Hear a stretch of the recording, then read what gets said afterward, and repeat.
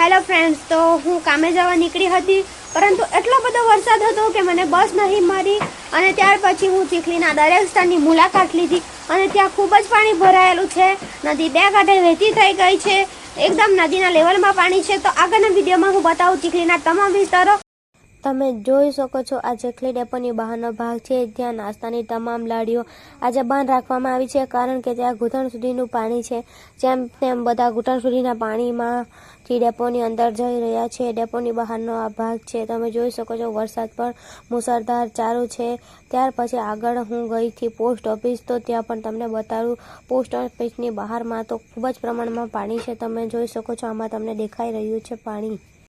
પછી હું જઈ રહી હતી ચીખલી નદી, જ્યાં ખૂબ જ પ્રમાણમાં પાણી આવ્યું છે એવી વાત મળી.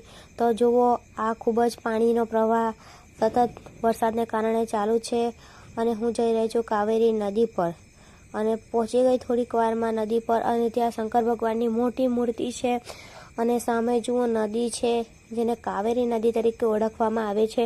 તો આ જે કાવેરી નદી સતત વરસાદના કારણે અને મુસળધાર વરસાદના કારણે ખૂબ જ પ્રવાહ એનો વહી રહ્યો છે.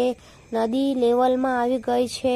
નદીનું પાણી સતત ખૂબ જ પ્રમાણમાં વહી રહ્યું છે.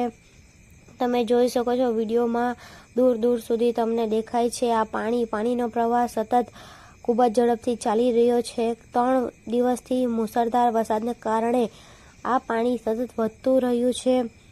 અને તમે જોઈ શકો છો આ જલારામ બાપાનું મંદિર, તો તેની એકદમ નજીકમાં પાણી આવી ગયું છે. માટે નદીના આજુબાજુના વિસ્તારોને સાવચેત થઈ જવા માટે પોલીસે સૂચના કરી છે અને આવા પાણીના ટાઈમે બધા સાવચેતી ભર્યા પગલાં લે તે ખૂબ જ જરૂરી છે. તમે આ વિડીયો ક્યાંથી જુઓ છે તે મને કોમેન્ટ કરી શકો છો. અને જુઓ, નીચાણવાળા વિસ્તારોમાં ઘરમાં પણ પાણી ભરાઈ જવાની શક્યતા છે, માટે નીચાણવાળા વિસ્તારોએ સાવચેત થવાની જરૂર છે. આ છે ચીખલીનું સ્મશાન ભૂમિ, તે પણ પાણીમાં ડૂબી જ ગયું છે. દર વર્ષે આવી જ હાલત હોય છે, કારણ કે વરસાદ આવે માટે નજીકના ભાગોમાં પાણી ભરાઈ જાય છે અને નીચાણવાળા વિસ્તારો જ્યાં ઘર છે ત્યાં અમુક ઘરોની અડધા ભાગમાં તો પાણી આવી જ ગયું છે. બંને કાંઠે નદી તમને વહેતી દેખાઈ રહી છે. તો આ વરસાદ મુસળધાર આવો ચાલુ રહ્યો તો પાણી વધવાની ખૂબ જ શક્યતા છે. માટે નદી અને તેના આજુબાજુના વિસ્તારો સાવચેત રહી જાય તે ખૂબ જ જરૂરી છે.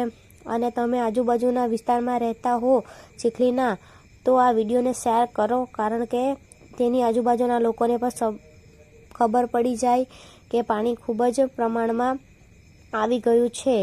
અને આ વિડીયો ગમ્યો હોય તો લાઈક, કોમેન્ટ અને શેર જરૂર કરજો, કારણ કે આ ખૂબ જ કામની માહિતી છે.